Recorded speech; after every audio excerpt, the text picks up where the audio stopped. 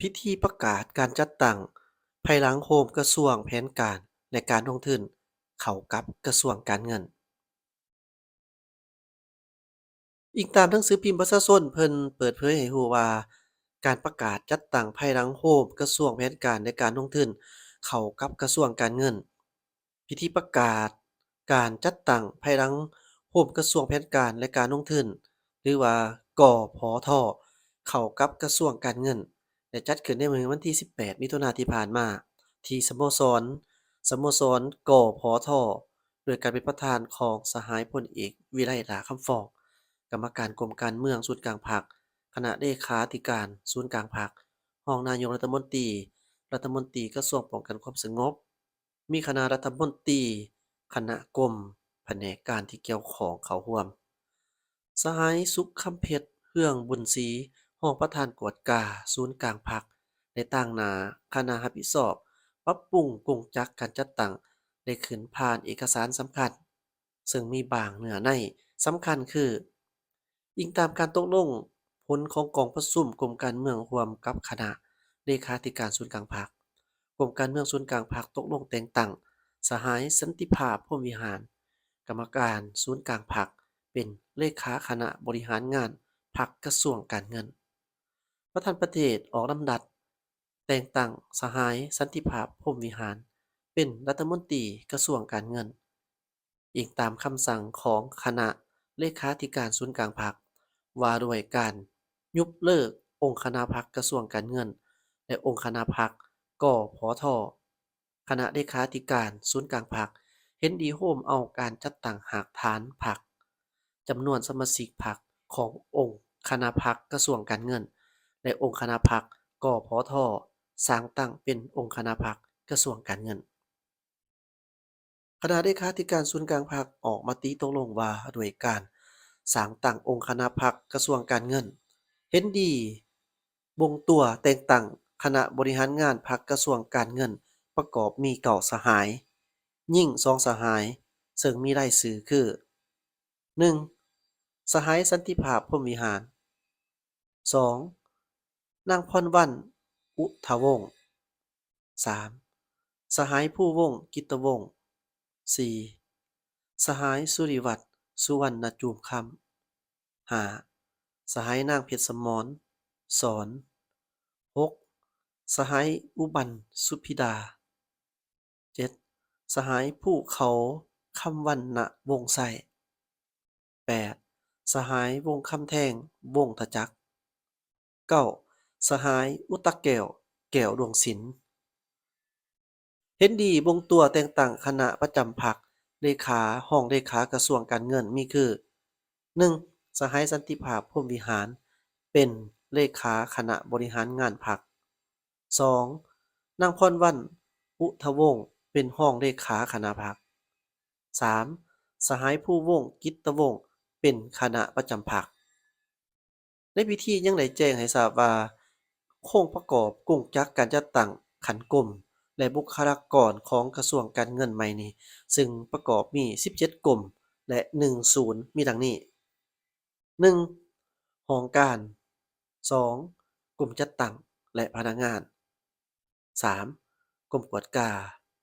4. กรมงบประมาณแห่งรัฐ 5. กรมนโยบายเศรษฐกิจการเงิน 6. กรมแผนการ 7. กรมประเมินและการจัดซื้อจัดจ้าง 8. กรมช่วยสหกรณ์ 9. 8. กรมร่วมมือและการเงินสากล 9. กรมช่วยสหกรณ์ 10. กรมภาษี 11. คลังเงินแห่งรัฐ 12. กรมคุ้มครองทรัพย์สินของรัฐ 13. กรมคุ้มครองวิสาหกิจรัฐลงทุนและการประกันภัย 14. กรมคุ้มครองหนี้สาธารณะ 15. กรมคุ้มครองการบัญชี 16. กรมเทคโนโลยีข้อมูลข่าวสารการเงิน 17. สถาบันเศรษฐกิจการเงินมีหัวหน้าวิชาการขั้น2คือสถาบันเศรษฐกิจการเงินสาขาภาคเหนือและสถาบันเศรษฐกิจการเงินสาขาภาคใต้ 18. ศูนย์สถิติแห่งชาติมี2กรมคือกรมสถิติเศรษฐกิจและสังคมกรมสถิติสิ่งแวดล้อมและความมั่นคง สำหรับกรมคุ้มครองวิสาหกิจรัฐลงทุนและการประกันภัยแม่นเห็นดีให้โอนเวียกคุ้มครองวิสาหกิจรัฐลงทุนที่เกี่ยวกับสิทธิและหน้าที่ของคณะปฏิรูปวิสาหกิจไปขึ้นกับคณะปฏิรูปวิสาหกิจพร้อมด้วยพนักงานที่เกี่ยวข้องจำนวนหนึ่งซึ่งละเอียดให้กระทรวงการเงินสมทบกับคณะปฏิรูปรัฐวิสาหกิจ นอกจากนี้ยังมีการประกาศแต่งตั้งทานนางใบคำคัตติยะเป็นรัฐมนตรีกระทรวงสาธารณสุขคนใหม่พิธีมอบรับหน้าที่รัฐมนตรีกระทรวงสาธารณสุขระหว่างผู้เก่าและผู้ใหม่วันที่19มิถุนายน2025ที่กระทรวงสาธารณสุขได้จัดพิธีมอบรับหน้าที่รัฐมนตรีกระทรวงสาธารณสุขระหว่างผู้เก่าและก็ผู้ใหม่ โดยให้เกียรติเข้าร่วมของท่านพลเอกจันทร์สมรจัญญาลาภกรรมการกรมการเมืองศูนย์กลางพรรครองนายกรัฐมนตรีบรรดารองรัฐมนตรีกระทรวงสาธารณสุขและบรรดาหัวหน้ากรมรองกรมหัวหน้าศูนย์รองศูนย์